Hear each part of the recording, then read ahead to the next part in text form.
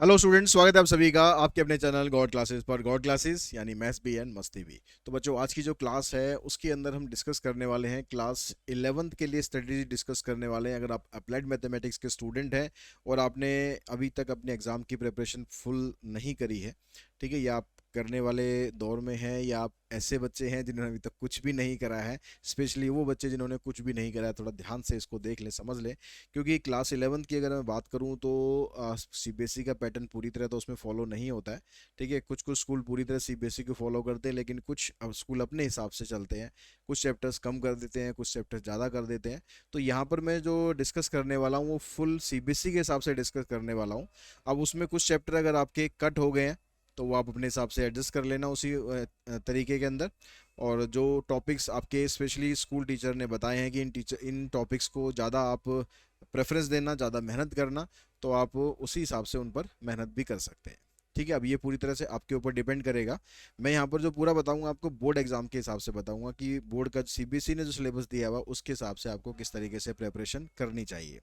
ठीक है, और कुछ भी अभी तक नहीं करा है तो भी टेंशन लेने की बात नहीं है। अगर आप जो मैं बताऊंगा उस तरीके से प्रैक्टिस करोगे तो आपके ठीक ठाक नंबर तो आ ही जाएंगे, ताकि आपको 12th में जाने से पहले ऐसा फील ना हो यार आपको कुछ भी नहीं आता। ऐसा बिल्कुल भी नहीं होगा। ठीक है, तो सबसे पहले हम ये जान लेते हैं कि हमारा सिलेबस क्या है। ठीक है, कौन कौन से यूनिट हैं, उनके अंदर क्या क्या टॉपिक्स हैं, और उसमें कितना कितना टाइम आप लगा सकते हैं। अगर हम आज से भी बात करें तो मोटा मोटा लगभग नवंबर आपके पास आधा है, उसके बाद फिर दिसंबर है और जनवरी है। मोस्टली स्कूल के अंदर आजकल फैब के अंदर ही एग्ज़ाम स्टार्ट हो जाते हैं। तो हम ये मान के चलते हैं कि फैब आपको सिर्फ एग्ज़ाम के लिए यूज़ करना है, रिवीजन के लिए यूज़ करना है। जो भी पढ़ाई करनी है वो नवंबर का जो हाफ है वो दिसंबर और जनवरी, यानी ये लगभग 2.5 दिन है। 2.5 दिन का मतलब हो गया आपके पास 60 70 75 दिन के आसपास है। ठीक है, 75 दिन के आसपास आपके पास है, तो उसके अंदर आप अपना सिलेबस कैसे कंप्लीट कर पाएंगे।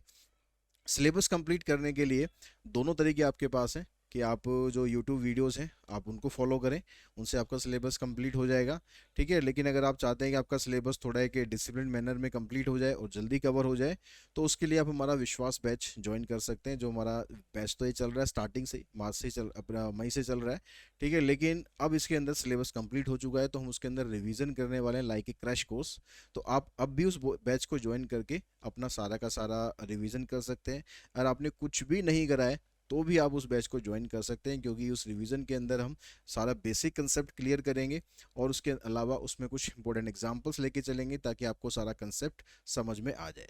और आपने अगर पहले से कर रखा है या ऑलरेडी आप विश्वास बैच में है तो हमारा सारा रिवीजन कंप्लीट हो जाएगा। ठीक है, उसका जो यहाँ पर मैं टाइमलाइन आपको बताऊंगा लगभग लगभग उससे थोड़े कम दिन के अंदर ही हम उस क्रैश कोर्स के अंदर उसको कंप्लीट कर लेंगे। ठीक है, तो दोनों तरीके आपके पास हैं, जैसा आप कन्वीनियंट फील करें वैसा आप कर सकते हैं। तो सबसे पहले अगर मैं बात करूं तो यहाँ पर हमारे पास जो यूनिट 1 है, यूनिट 1 के अंदर हमारे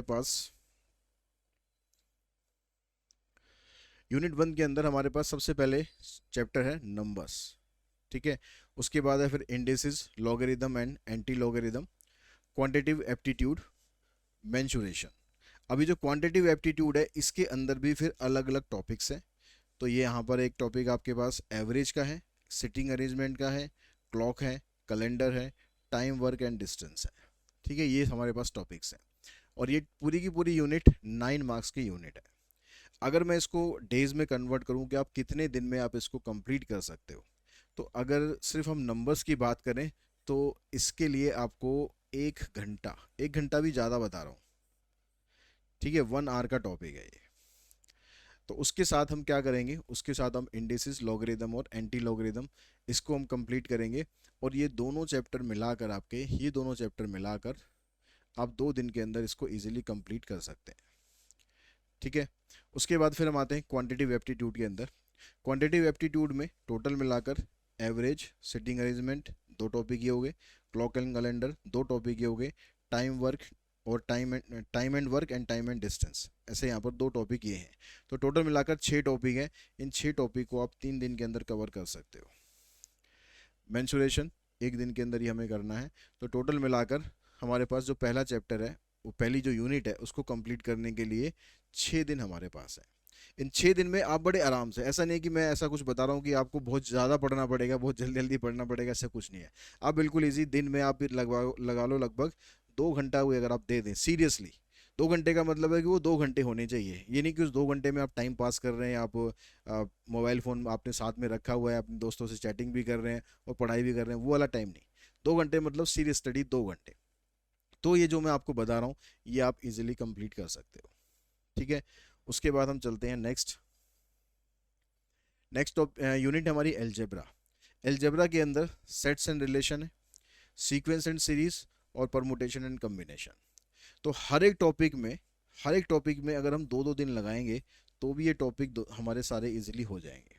सीक्वेंस सीरीज थोड़ा सा लंबा है, लेकिन इसको जब आप सेट्स एंड रिलेशन या परमुटेशन कम्बिनेशन के साथ मर्ज करोगे तो ये आपको 2 दिन में हो जाएगा। चलो हम इसको 3 दिन ले लेते हैं, थोड़ा ये लेंदी है, एक दिन हम इसमें एक्स्ट्रा ले लेते हैं। तो टोटल मिलाकर आपके पास 7 दिन ही हो गए। तो यूनिट सेकंड आपकी 7 डेज में आप कंप्लीट कर सकते हो। तो लगभग लगभग नवंबर का जो हमारा हाफ है, 6 दिन हमारे पास वो थे, 7 दिन ये हो गए, मतलब नवंबर तक हमारे यहाँ पर यूनिट 2 कंप्लीट हो गई। यूनिट 2 में हमारे चैप्टर हो गए 7 चैप्टर हमने कंप्लीट कर लिए हैं सिर्फ नवंबर के हाफ पार्ट में ही। ठीक है, और बड़े आराम से कंप्लीट होंगे, बिल्कुल पैनिक होने की ज़रूरत नहीं है, कोई टेंशन लेने की ज़रूरत नहीं है। उसके बाद हम आते हैं, हम दिसंबर के अब स्टार्ट करते हैं। यूनिट 3 है मैथमेटिकल रीजनिंग।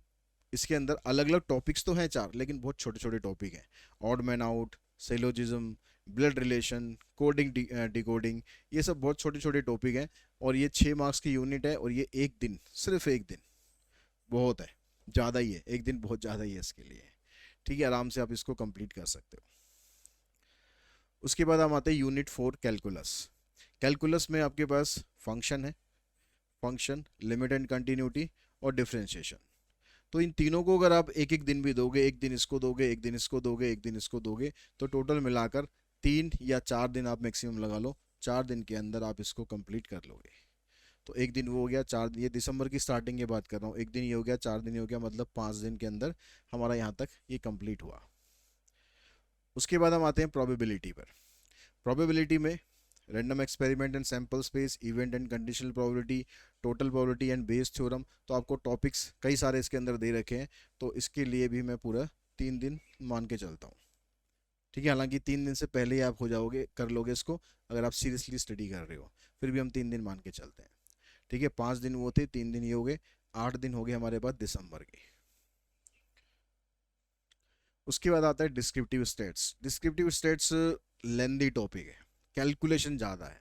ठीक है, फार्मूला कैलकुलेशन, फार्मूला कैलकुलेशन, बस इसके ऊपर ही टॉपिक चलेगा। तो यहाँ पर मेजर ऑफ डिस्पर्सन हो गया, स्क्यूनेट्स एंड कर्टेसिस हो गया, percentile rank and quartile rank हो गया, कोरिलेशन हो गया। तो 4 टॉपिक हैं, मोटे मोटे 4 टॉपिक हैं, लेकिन कैलकुलेशन थोड़ा सा ज़्यादा है, तो मैं इसमें आपको 5 दिन दे के चल रहा हूँ कि आप 5 दिन मान के चलो, 5 दिन में आप ये कंप्लीट कर लोगे। ठीक है, तो कितने हो गए हमारे पास, 1 और 4 5 3 8 8 5 13।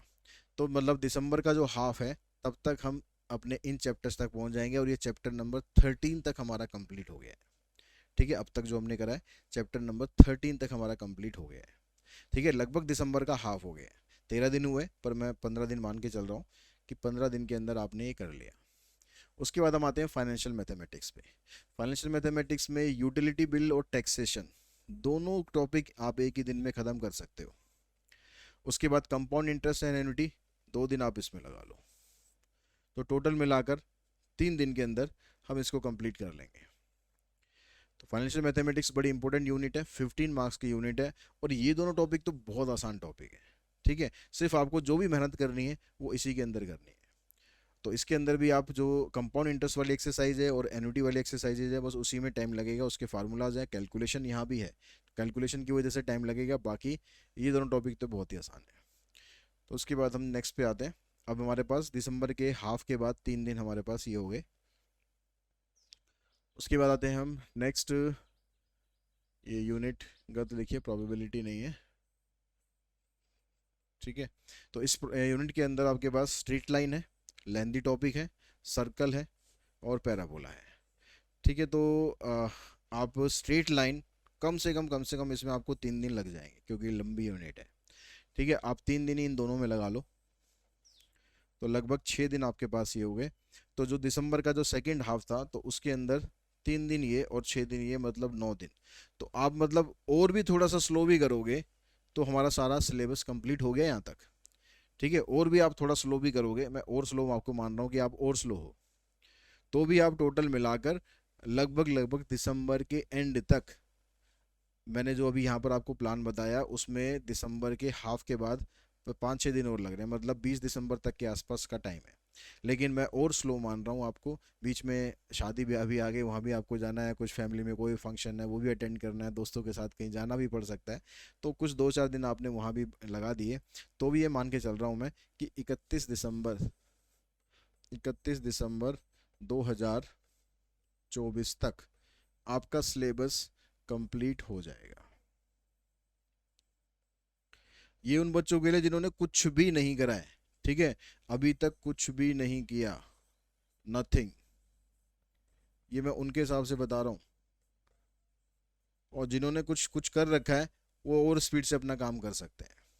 ठीक है, ये सारी स्ट्रेटेजी मैंने उनके लिए बताई है जो भैया बिल्कुल ही अभी तक वेले थे, जिन्होंने अभी तक पूरी फुल मौज मस्ती मारी है। लेकिन अभी भी वो थोड़ा सा ध्यान दे लें तो भी अभी भी उनका बेड़ा पार हो सकता है, क्योंकि क्लास 11th में लटकना ना बड़ा शर्मनाक हो जाता है कई बार। ठीक है, 12th में लटक जाओ ना तो फिर भी थोड़ी सी इज्जत रहती है। ठीक है, लेकिन 11th में फेल हो जाओगे तो फिर थोड़ा सा जरा बताने में जरा हिचक होती है, 11th में फेल हो गए। तो या ऐसा कुछ काम मत करो कि आप फेल हो। ठीक है, अगर आपने अभी तक आप पढ़ते आ रहे हो थोड़ा बहुत, बहुत अच्छी बात है। नहीं भी पढ़ा है तो भी आप इसको फॉलो कर लो, तो भी आप आराम से पास हो जाओगे। सिर्फ आपको क्या करना है, जो बेसिक कंसेप्ट हैं उनको अच्छे से देखना, उनको डिटेल में देखना है। ठीक है, अगर आप यूट्यूब वीडियो से देख रहे हो तो जो बेसिक कंसेप्ट हैं उनको अच्छे से देखना है, उनको डिटेल में देखना है। और उनको समझने के बाद फिर जो बाकी वीडियोज हैं उनको आप थोड़ा जल्दी जल्दी देख सकते हो, कुछ क्वेश्चन समझ के फिर आप कुछ क्वेश्चंस आप खुद भी ट्राई करोगे तो धीरे धीरे आपसे क्वेश्चन निकलने लग जाएंगे। जो इजी टॉपिक्स हैं उन पर और थोड़ा ज़्यादा ध्यान देना। ठीक है, ताकि आपका जो स्कोरिंग वाला पार्ट है वो कंप्लीट हो जाए। ठीक है, जैसे आपके पास जो पहली यूनिट है, पहली यूनिट ऑलमोस्ट ठीक ठाक है। ठीक है, ज़्यादा ऐसा कुछ नहीं है, टफ ज़्यादा नहीं है, ठीक ठाक यूनिट है। एलजेब्रा भी सही है, मतलब इसमें से आप पहले मैथमेटिकल रीजनिंग करो, बहुत आसान है। ठीक है, उसके अलावा फाइनेंशियल मैथमेटिक्स भी ठीक है, ये करो, ये आसान है। कैलकुलस पे बाद में जाना, कोऑर्डिनेट ज्योमेट्री ये करो पहले, उसके अलावा फर्स्ट चैप्टर करो। पासिंग का तो जुगाड़ आपका यहीं से हो जाएगा। ठीक है, 9 6 15 15 30, 30 और 5 35, तो 27 नंबर चाहिए 30 80 में से, तो पासिंग का जुगाड़ तो आपका यहीं से हो जाएगा। बाकी प्रोबेबिलिटी में कुछ आसान टॉपिक हैं, कुछ थोड़े से कॉम्प्लिकेटेड है। ठीक है, ऐसे यहाँ पर अलजेब्रा के अंदर भी सेट्स रिलेशन वाला टॉपिक है, वो आसान है। ठीक है, उस सीक्वेंस सीरीज थोड़ा सा, अगर कुछ नहीं किया तो वो थोड़ा सा टफ पड़ सकता है, लेकिन परमुटेशन आसान है। तो इस तरह से आप जो इजी इजी टॉपिक्स हैं वो भी कर लोगे, या अभी आप जैसे मैंने बताया उस तरीके को फॉलो करोगे तो भी आप इजीली उसको कंप्लीट कर पाओगे। ठीक है, और कॉन्फिडेंट हो पाओगे कि हाँ आप 11th में पास हो सकते हो। दूसरा तरीका ये है कि आप हमारा विश्वास बैच ज्वाइन करो, उसमें हम एज ए क्रैश कोर्स अब करने वाले हैं, और वो क्रैश जो विश्वास बैच है वैसे तो 5000 का था, लेकिन वो इस समय 50% डिस्काउंट पर अवेलेबल है, सिर्फ इसीलिए तो कि जो बच्चे सिर्फ रिवीजन करना चाहते हैं या जिन्होंने कुछ नहीं करा वो भी कुछ करना चाहते हैं तो उस बैच को ज्वाइन कर सके। तो उसके अंदर आपको फुल फ्लेज वीडियो जो पहले हमने पढ़ा है सारा पूरे साल के वो भी मिलेंगे, और आगे जो हम इसका रिवीजन करेंगे वो भी वीडियोज़ आपको इसके अंदर मिलने वाले हैं। ठीक है, और आपके इसके अलावा व्हाट्सएप ग्रुप से आप कनेक्ट हो जाओगे, तो कोई भी आपको डाउट है, कुछ भी क्वेरी है तो आप ग्रुप में पूछ सकते हो, क्लास में पूछ सकते हो, माइक ऑप्शन के थ्रू पूछ सकते हो, चैट ऑप्शन के थ्रू पूछ सकते हो। तो आपका हर एक डाउट दूर हो जाएगा। ठीक है, अगर आप इन क्लासेस को ज्वाइन करते हैं तो आई होप आपको सबको समझ में आ गया होगा कि क्लास 11th में अभी तक कुछ किया है या कुछ नहीं करा है, आप उसी के हिसाब से अपनी स्ट्रेटेजी को फॉलो कर सकते हो। और कुछ भी नहीं करा है तो भी अभी कुछ नहीं बिगड़ा है, अभी भी टाइम है। लेकिन अभी भी अगर नहीं जगे तो फिर आपको जगने का टाइम नहीं मिलेगा, फिर तो रिपोर्ट कार्ड में रेड मार्क लग कर आएगा, तब नींद खुलेगी यार थोड़ा सा पढ़ लेते। तो ऐसा काम मत होने दो कि आपकी जो मार्कशीट है उसमें कहीं आपको रेड मार्क कहीं पर लगा हुआ मिले। तो होपफुली आपको सारी चीज़ें क्लियर हो गई हैं। फिर भी कोई डाउट है तो आप कमेंट बॉक्स में कमेंट कर सकते हैं या मुझे व्हाट्सअप कर सकते हैं। आज की इस वीडियो में इतना ही। Thanks all of you.